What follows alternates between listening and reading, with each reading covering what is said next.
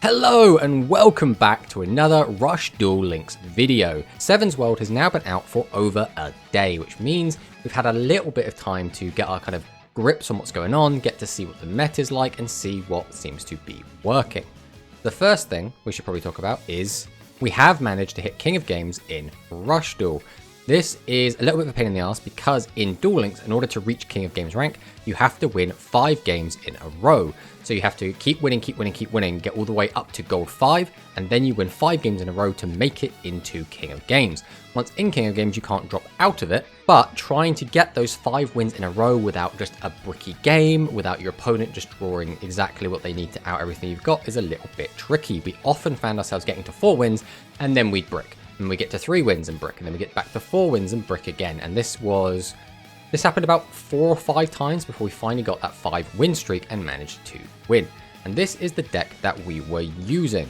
So this deck is basically just an aggro deck. This is similar to the deck that we originally made, but the secret sauce here is only 1 spell trap. So to talk about the Rush Duel Links meta at the moment, basically almost all of the spell traps are pretty terrible. We went over this a little bit in yesterday's video, but there isn't a ton worth playing. And if there's no back row that's good, then you don't need to play Hammer Crush to get rid of the back row. But we've included 1 copy of Hammer Crush in here because of the skill Hammer Crush deal, which basically says that you're running a 29 card deck. Because if you draw out your Hammer Crush, you just set it to your field, draw another card. 29 cards is going to be a little bit more consistent than 30, and occasionally Hammer Crush does come up, but not very often. Basically, this is just run a 29 card deck. The other interesting skill that I have seen a lot of people using, and I've used myself, is the skill that lets you guarantee that you'll draw a legend monster on your turn. It's primarily and almost entirely being used with Summon Skull, because again, getting Summon Skull to your hand is always going to be really, really powerful. The general idea behind this deck is quite simple. Multi-Strike Dragon Dragius is the best card in the game. That's pretty much it. Everyone in ladder is jamming Multi-Strike Dragon Dragius unless they are specifically playing a gimmick deck that says they are not allowed to, but for the most part everyone is just on this card. To pair with it we have Prima Gitana. Prima Gitana is a great card because it boosts all of your monsters, which does let you get a crap ton of damage in and specifically can boost your Multi-Strike Dragon Dragius. The other big card in here that makes this a very aggro-centric deck is the Twin Edge Dragon. So we can send 1 card from my hand to the graveyard, this card can attack twice. Again, on its own, not particularly exciting, but if you can give it a 900 boost thanks to Prima Gitana, that is effectively 1800 extra damage that you can use to close out games, or just get to your opponent's life points, because again, being able to attack twice means we can get to our opponent's life points even if they set 3 pass. The other cards in here are pretty standard. We have Thunder the Thunder, this is basically a staple. Everyone is going to be playing this card until it gets power crept. We have Summon Skull, which is going to be the legend of choice. 1 tribute for 2500 attack is always going to be relevant, especially with a skill that lets you search this out. The rest of the deck is basically just 1500 attackers. We have the Dark Sorcerer, we have the Dragorite, we have the Gazelle, and we have the Misaki, as well as the Silent Assailant. So, we are basically, again, just playing a good stuff pile that can aggro out our opponent. The last card in the deck we haven't talked about is Roman Pick. So this is a card, again, that I wasn't actually on. And again, I should say that although I had considered not using in spells and traps, I didn't actually start excluding them from the deck until some people from the Witch's Kitchen Discord server actually put me onto this, that being specifically Infi Hearts and Voltalon. So big shout out to them. Really, really helped, and we got King of Games shortly after they actually told us about that, so really, really chuffed with that. But Roman Pick is really, really clutch. Although there's only actually 6 targets for it, so many times during our laddering process, we managed to use the Roman Pick effect to either get back a Prima Gitana if we needed it to out an enemy monster, which is usually a Dragius, or if we needed another tribute fodder, such as Silent Assailant. Very, very, very good card. At first, I didn't want to play this card because it was only at 1 copy, but I was very wrong. This is fantastic. So let's talk a little bit about the meta up in King of Games, or I guess it's a bit more competitive on the way to King of Games, because once you get to King of Games, losing doesn't mean anything, so it's a lot more competitive, kind of gold 1 to gold 5. But all the way up, Dragius is everywhere. This card is literally everywhere. Everyone is playing Dragius. And spell traps are basically not played. Nobody is using spell traps. So it's very weird to have these just monster-centric decks. The only decks that really do play spell cards are the decks that don't have ways to get to your opponent's life points otherwise. Things like the Warriors with the Yame Ruler and Kime Runa, you need ways to be able to get to your opponent's life points, so they're playing things like Pierce. and I guess things like pure spellcasters, which again, for the most part, we're seeing dragon casters, so they're relying on Dragius. But in the pure spellcaster builds, again, they need Pierce to be able to get to the opponent's life points. The only deck that's probably running a decent amount of spell traps is Psychics, and that's because they actually have a decent amount of them.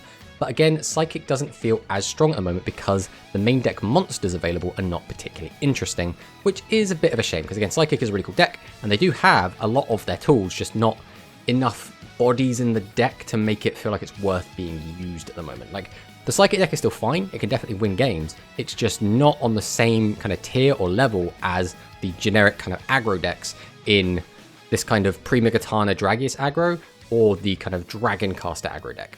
So, although that deck was the one that I was using to get up to King of Games, we have been playing a ton of decks as well as those. So, we were leveling up our Gakuto because we needed to get some of his rewards, and thus when we were doing so, we decided to try out a few different decks.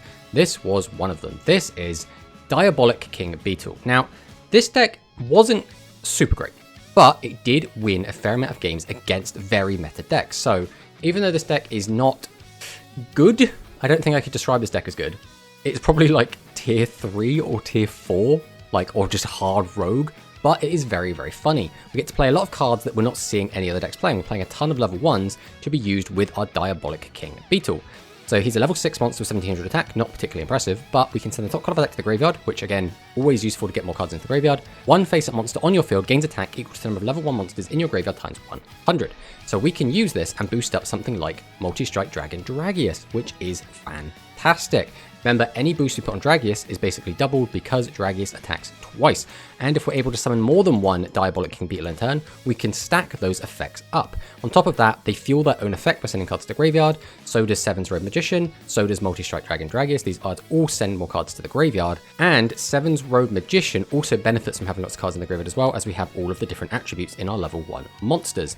Again, we're seeing Summon Skull. That's because, again, Legend Draw is our skill of choice because it is a fantastic generic skill. And again, we want generic skills in a generic deck because this deck, again, doesn't really do anything that requires any other kind of specific skill. So Legend Draw is always going to be the skill of choice. So the next deck we tried was Magician's Shuffle Dark Magician. So this was an interesting one. This deck can put up a strong board. But again, it lacks the ability to destroy your opponent's monsters. It lacks the ability to attack multiple times. So the only way we can really get at their life points is by using something like Pierce. So the way this deck tends to win is to just kind of aggro your opponent by summoning a bunch of guys and keep hitting them, and then try and get a big Seven's Road Magician push with Pierce to try and close out the game. The reason this deck actually kind of works quite nicely is because of the skill Magician Shuffle. This lets us take our Dark Magician from our deck and immediately throw it into our graveyard as long as we have a Dark Magician Girl in hand. Or, if we have Dark Magician in hand, again, we can search out Dark Magician Girl and then still send Dark Magician to graveyard. Or occasionally, we'll summon out Dark Magician with Seven's Road Witch and then crash into something and then have a spare Dark Magician Girl ready to go to get the boost after it's sent to the graveyard. So there is quite a lot that this deck can do. We also need to use Recovery Force to keep getting our pieces back. We want to make sure that we keep seeing our Dark Magician Girls and our Seven's Road Magician, because if we run out of those, the deck doesn't really do anything, so we have to make sure we don't run out. And we're also playing the Torners because it can be really, really good. This is genuinely a decent card at the moment, so it's fine. Being able to change monsters to defense mode sometimes is all you need to be able to out them. Other than that, every other monster in here is just different spellcasters of different elements. Now, this was definitely the most fun deck that we got to play with. This is basically Spice the Elite Noodle Ninja and the other ninja cards kind of slotted into a Dragius Good Stuff package. The reason this works so well is Spice the Elite Noodle Ninja just needs you to have normal monsters in your graveyard. And guess what? All of our Good Stuff 1500 attack monsters, they're all normal monsters, which means they work perfectly to give Spice a boost. Now, Spice, again, also fuels its own effect by sending the top card of your deck to the graveyard, but also boosts the power of all Pyro monsters, which means if we get to a stage where we can summon out 2 of these, they can each boost each other and get to crazy high attack. And that also goes for these other smaller ninjas in Tang and Stock. These cards might not look like much, but if you find them in a late game scenario and you have Spice out, you can use Spice effect, maybe boost with their attack by 1000, 1200. If you get out 2 Spice and one of these cards, you then suddenly get 3 very, very powerful monsters, upwards of like 4000 attack, and they are very, very powerful. Now, do I think this deck is particularly good? I don't think it's bad. We did get a 9 win streak with this deck, and I think in total we went something along the lines of 15 and 2 or 3. We did do very, very well with this deck, but again, Dragius does a lot of the heavy lifting, and you'll find that in this meta quite a lot. Dragius is without a doubt the best card in Rush Duel Links right now. If you want to grind ladder, there is no better advice I could give you than put 3 Dragius in your deck. That is the number 1 thing. Number 2 is probably cut out all your spell traps. You probably don't need them.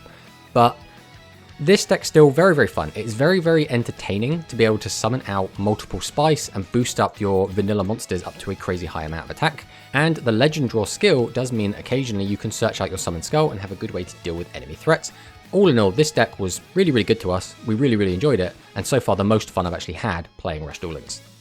So this is the last deck that we have tried out so far. This is Dark Arts of Celerity. This is basically a Gakuto skill that works around using Yame Ruler and Kime Ruler as your boss monsters. The whole point of this deck is to get our Yame Ruler online by changing it to defense mode, then changing it back to attack mode, using things like Bonded Bowing, using things like Nandes the Fire Awakener, to basically make sure that that's always working. We have the skill Dark Art of Celerity, which is very, very powerful in the right situation. The skill can be used if the only monsters with 1400 or more attack in your deck are warrior type monsters. It can be activated during the turn you have summoned a level 6 or higher dark or earth attribute warrior monster. Change 1 attack position monster on your opponent's field to face at defense position. Basically, we change a monster to defense position. That is very relevant because if we have, for example, Kime Ruler, we can attack directly if all our opponent's monsters in defense position. We have Umigumi, who can weaken your opponent's monsters, so we can change it to defense and then weaken its defense so we can get over it. This is also really good at dealing with the opponent's Yami Rulers if they play them in defense.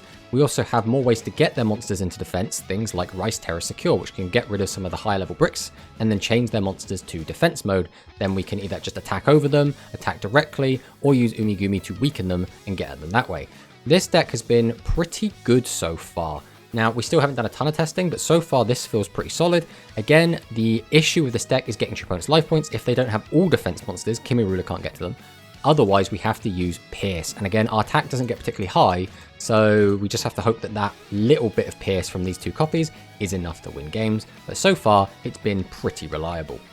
So there are still a few more decks we haven't tried yet. We haven't tried pretty much anything with Luke. We haven't tried any of the unique dragon decks. We haven't tried any other spellcaster decks outside of the Dark Magician deck. We haven't tried the Volt Condor deck. There's still a lot that we can play with, and of course the Psychics, can't forget about those.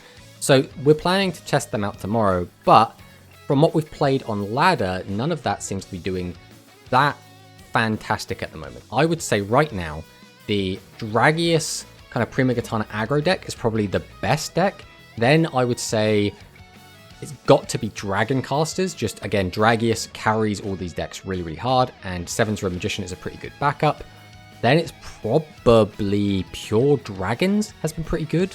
Then probably Warriors. Then a toss-up between Psychic and the Volt Condor deck. Probably, I would say Psychic wins that out by a little bit, but that's kind of how I see the meta at the moment. Everything else that I haven't mentioned is kind of below that. Now, I'm always going to say Noodle Ninjas, top tier. They're not really top tier, but you know, they're top tier. I'm having so much fun with them. We've had so much success with them that we can't help but just root for them. Again, we've had a great time streaming today over at twitch.tv/Tomatosaurs, and we'll be streaming again tomorrow from 11 AM BST. So if you want to chat, feel free to drop by, hang out with us as we jam some more ranked PvP in King of Games. But yeah, this was just a little video to go over kind of the meta, how we've been feeling, and how kind of the King of Games meta has been, how we think things might go in the future. I'm not sure. We should be getting a Mimi event soon. I don't know if that's going to introduce a ton of new cards that will actually shake things up. The Aqua cards traditionally didn't do a ton, but if we do get her field spell, that will give us the option to have a 2700 attack monster on your opponent's turn, which is very, very good. So we'll see if that ends up happening. But I think that's it for this video. Thanks for watching, and I'll see you next time.